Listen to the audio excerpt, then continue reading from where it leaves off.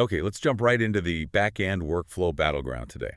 We're doing a deep dive on two really interesting open source tools, Inngest and Trigger.dev.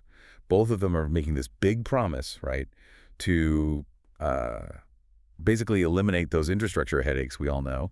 Things like, job timeouts, managing complex queues for background tasks, making it all reliable. Exactly. They're aiming to smooth out those background job nightmares. But here's the real puzzle, the data point that got us looking into this. Trigger.dev launched just last year, 2023.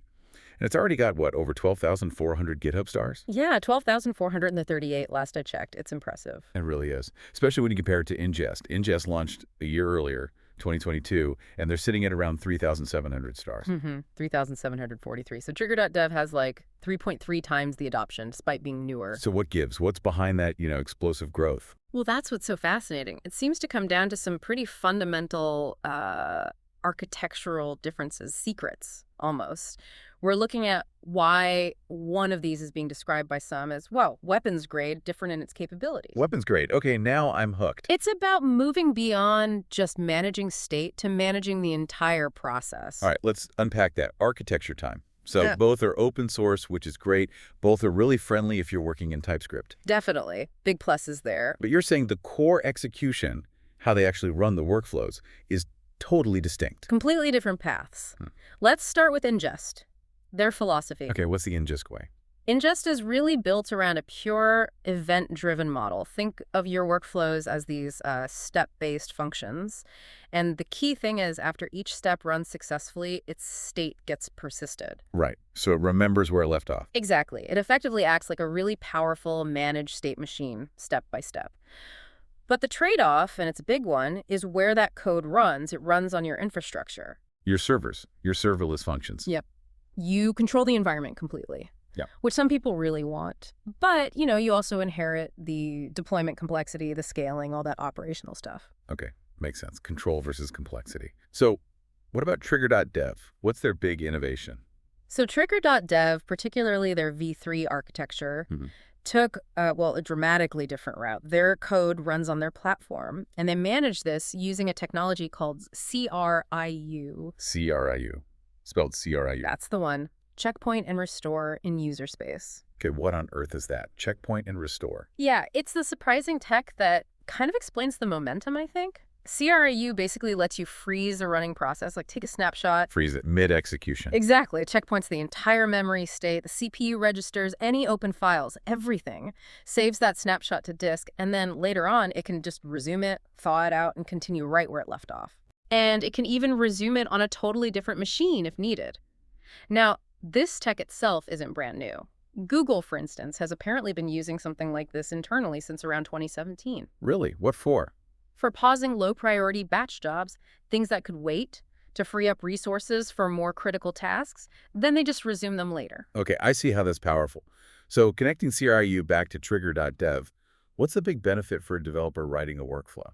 This is where it gets really interesting for those long-running tasks, because Trigger.dev can freeze and thaw these processes using CRIU.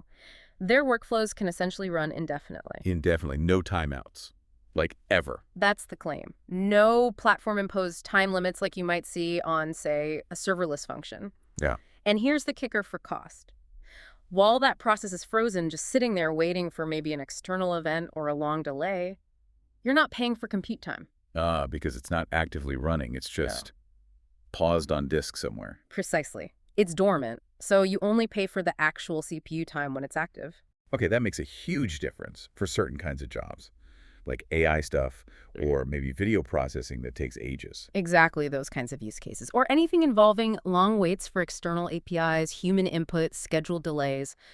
And this tech directly influences their business models, too. It explains why they're different. How so?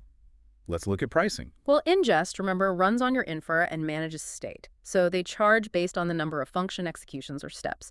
Their free tier gives you like 100,000 of those. The pro plan is $75 a month for more. Okay, execution count.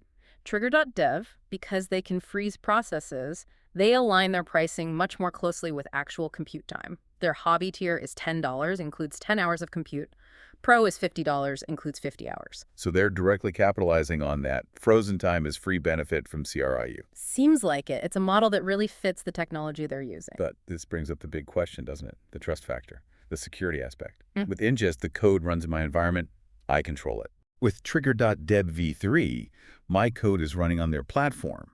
That's a significant difference, especially for companies with strict security policies. It absolutely is. Yeah. That's probably the single biggest decision point between the two for many teams.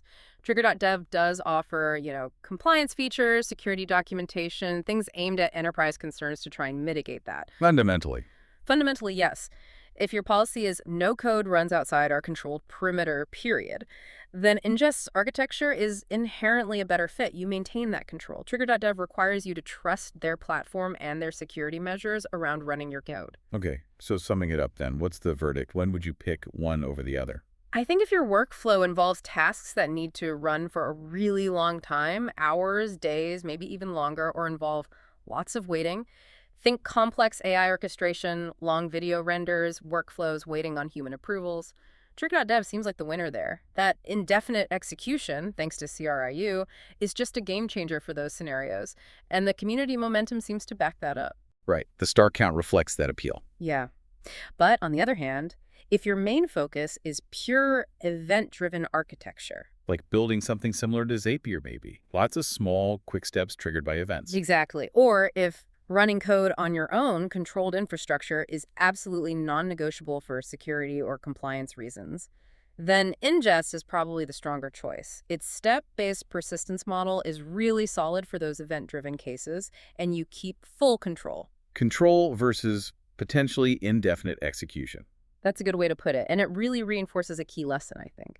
Sometimes huge adoption isn't just slick marketing. It can be driven by leveraging a specific, powerful, maybe even slightly hidden technology like CRU, which Google was using internally to offer a fundamentally better developer experience for certain problems. So, for you listening, the choice between Inngest and Trigger.dev really boils down to that core trade-off. Do you prioritize absolute control over your execution environment? Or are you willing to leverage a managed platform to unlock these potentially indefinite execution capabilities via process checkpointing? It depends entirely on your specific needs and constraints. And maybe here's a final thought to chew on as you think about this. We've seen how process checkpointing like CRIU can potentially solve back-end infrastructure nightmares like timeouts and queue management. But how many other developer frustrations could this kind of technology help with? Think about local development and environments, perhaps. Long-running tests, complex container states that are a pain to manage. Could checkpointing offer a solution there, too? Yeah. Something to consider.